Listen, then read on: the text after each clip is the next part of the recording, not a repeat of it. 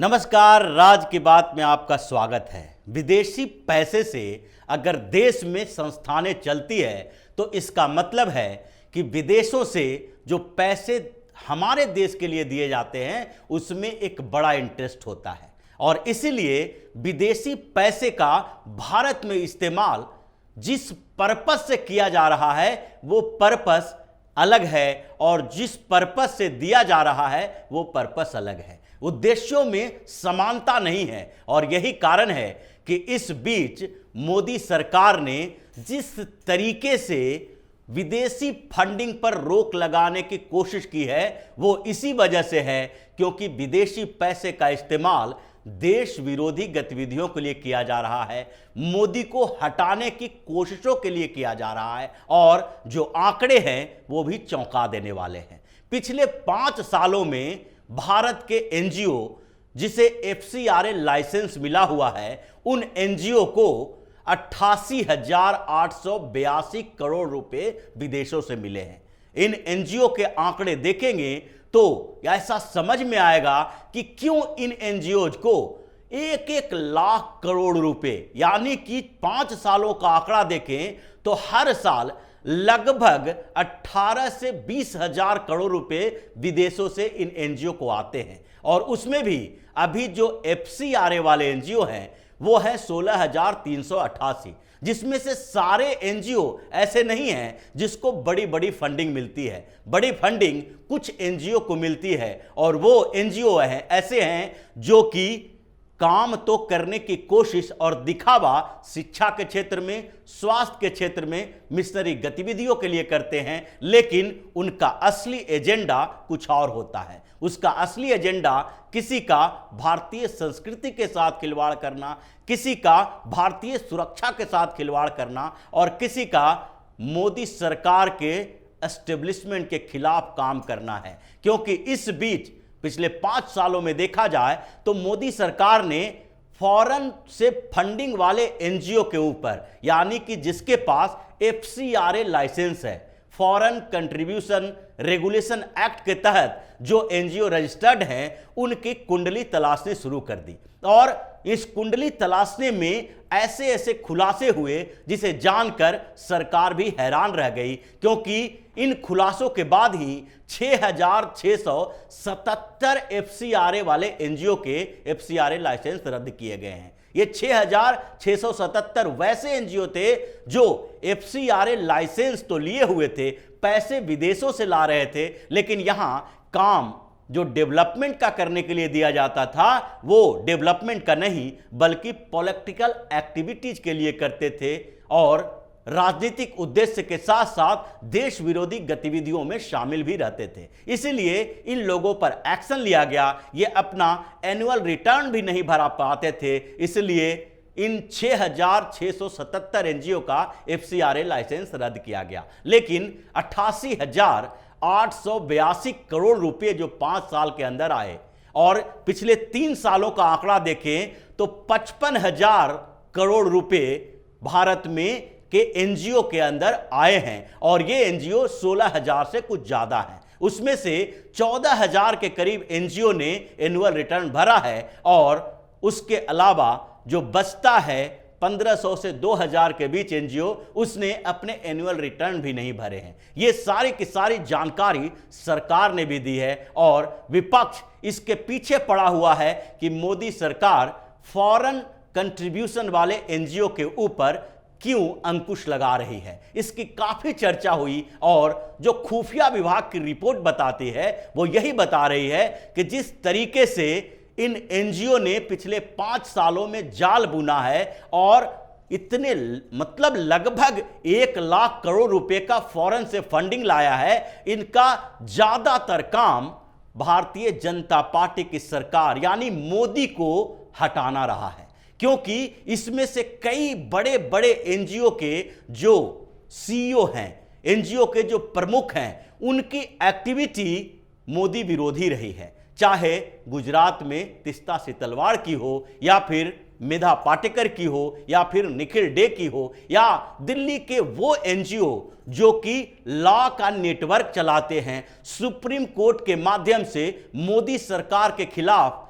एक नया अभियान चलाते हैं कि हर मामले में सुप्रीम कोर्ट चले जाओ, इनको भी पैसे विदेशों से मिलते हैं। और ये एनजीओ उन लोगों के लिए काम करते हैं जो चाहते हैं कि मोदी की सरकार चली जाए। और अगर पिछले दिनों से देखा जाए तो कांग्रेस और एंटी इंडिया एक्टिविटीज के बीच एक बड़ा तालमेल दिखाई पड़ रहा है। और वही तालमेल राहुल गांधी के कुछ स्पीच, कुछ भाषण और भारत जोड़ो यात्रा के समय भी दिखाई पड़ा। भारत जोड़ो यात्रा के समय राहुल गांधी ने करीब करीब कई बड़े बड़े एनजीओ के साथ संपर्क किया और उनके लोग इनके साथ भी जुड़े। निखिल डे भी राहुल गांधी की यात्रा में शामिल हुए और कुछ ऐसे खुफिया विभाग के पूर्व अधिकारी भी इसमें शामिल हुए। कई जगह पर हर स्टेट में जो एनजीओ काम कर रहा है उसने फंड से भी राहुल गांधी की यात्रा की मदद की और अभियान चलाने में भी, लोगों को जोड़ने में भी उनकी मदद की। यानी कि ये लोग चाहते हैं कि यहां पर मोदी की सरकार नहीं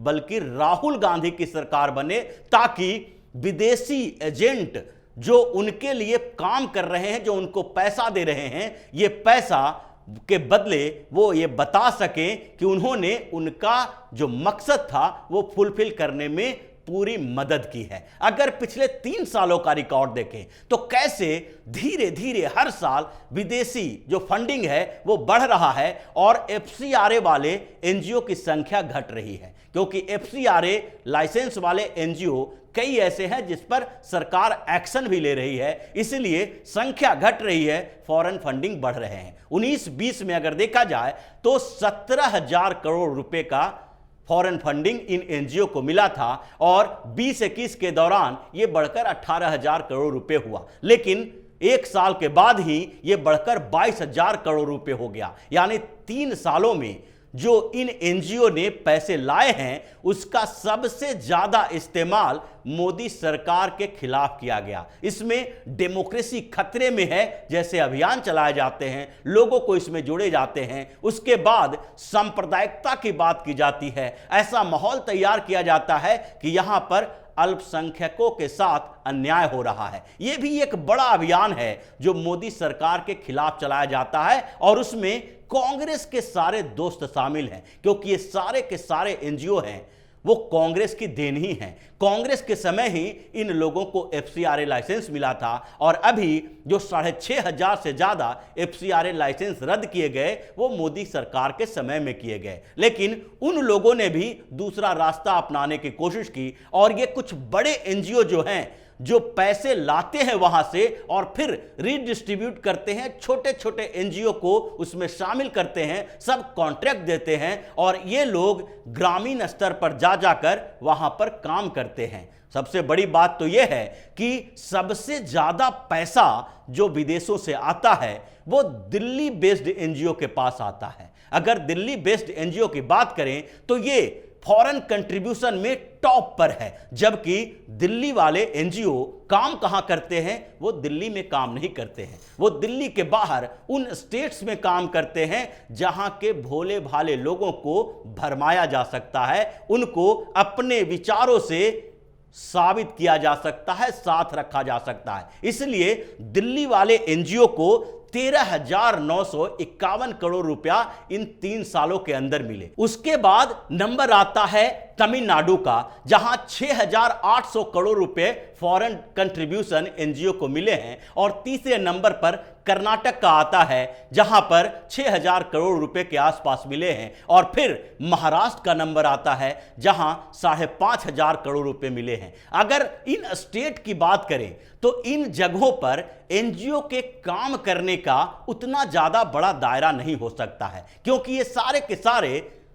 अगर अपेक्षाकृत देखें दूसरे स्टेट से तो वे डेवलप स्टेट हैं, चाहे तमिलनाडु हो, कर्नाटक हो या महाराष्ट्र हो, और दिल्ली की बात तो छोड़ ही दीजिए। अगर इन जगहों पर जो एनजीओ हैं वो इतने ज्यादा विदेशी पैसे ले रहे हैं उसके पीछे भी एक बड़ी वजह है। तमिलनाडु के एनजीओ को तो इसलिए पैसा दिया जाता है ताकि वहां पर जो डेवलपमेंट का काम है उसको रोका जाए और साथ ही अमेरिका प्रायोजित जो फंड हैं उसका इस्तेमाल उन विकास वाले कामों से के विरोध के लिए किया जाए जो फ्रांस या फिर रसिया के माध्यम से या यूरोपीय देशों के माध्यम से हो रहा है, चाहे कुडनकुलम का परमाणु प्रोजेक्ट ही क्यों ना हो। ऐसे ही महाराष्ट्र लेकर कर्नाटक तक और दिल्ली वाले एनजीओ जो नॉर्थ इंडिया में अफवाह तंत्र फैलाते हैं, जो मोदी सरकार के खिलाफ अभियान चलाते हैं, वो है बिहार से लेकर राजस्थान, मध्य प्रदेश, उत्तर प्रदेश,